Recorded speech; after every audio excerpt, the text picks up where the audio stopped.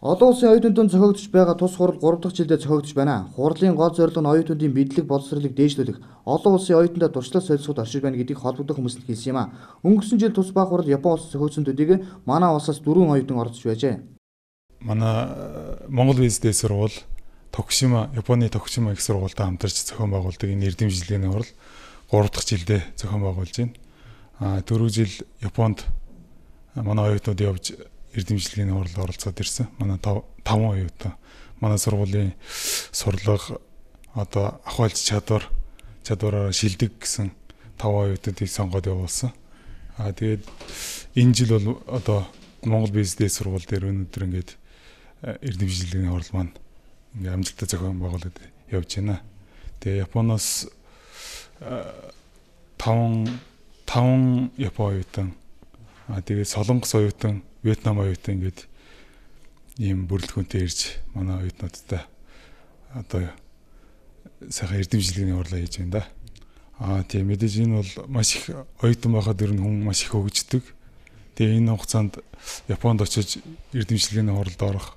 Тэгээ эсвэл Япон оюутнууд Монголд ирж Монголын одоо ахуй орчин соёлыг танилцж тэ ингэж тэгээд Монгол оюутнуудтай шууд харилцаж ингэж эрдэмжилгээний хурлын явуулна гэдэг нь аль талдаа оюутнуудад маш их хөгжиж боловсрох юм сайхан боломж байдаг. Оюутнууд тус хуралд өөрийн оронд болон бусад улс оронд шинэ төрлийн ямар бизнес хөгжих бололцоотой талаар мөн хөгжиж байгаа бизнесийн талаар илтгэл тавьж хэлсэн юм. Манай улсаас гадна Япон, Вьетнам, Солонгос улсын оюутнууд өөрийн илтгэлийг тавьж сонирхуулсан. Нийтдээ 11 илтгэл хэлэлцүүлэгдсэн бөгөөд оюутнууд илтгэлээд англи хэлээр тавьсан байна. Тиймээс энэ үеэр англи хэлний мэдлэгээ дээшлүүлэх бүрэн бололцоотой гэдгээр илтгэлийн онцлог оршиж байна. За миний илтгэлийн сэдэв болохоор цөмийн хог хаягдал ба. Тэгээд түүнийг шийдвэрлэх арга замууд гэсэн тийм бизнесийн чиглэлээс нь харсан тийм илтгэл тавьсан байгаа. Тэгээд ер нь бол 1 сарын өмнөөс бодож бэлтгэж тэгж оролцсон. Ялангуяа Япон оюутнуудтай илтгэл тавьж байгаа олон улсын гэдэг утгаар нь олон улсад бас тулгамж байгаа асуудлыг хөндөж ярьсан л та. インター IT を使うことで今までの интернет IT технологиг ашиглаад одоо байгаа зах зээлийг бизнесийг хэрхэн өргөжүүлэх вэ? Энэ талаар асуудал дэвшүүлж ийм илтгэл тавьсан.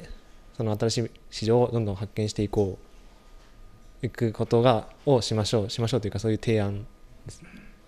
はい。My name is Juan. I'm from Vietnam.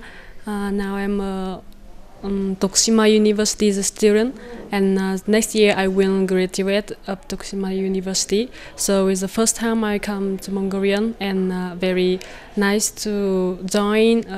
Вьетнамаас ирсэн Дуэн гэдэг нэртэй. Тэгээ Токушима их сургуульд би одоо сурж байгаа. IT бизнесийн чиглэлээр суралцж байгаа.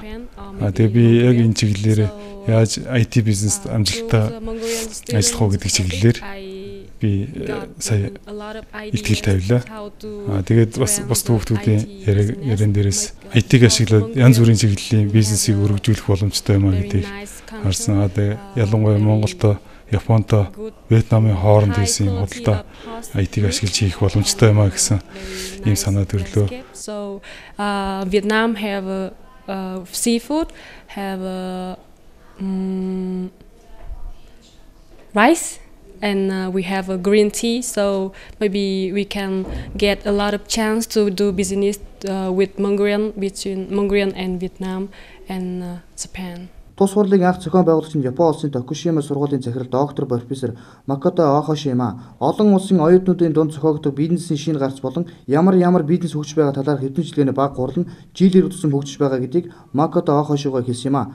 Оюутнуудын мэдлэгийг дээшлүүлэх хөгжихэд туслах тус хурлыг анх зохион байгуулсан түнд манай улсаас хүндэт доктор цолоор шагнах юм байна.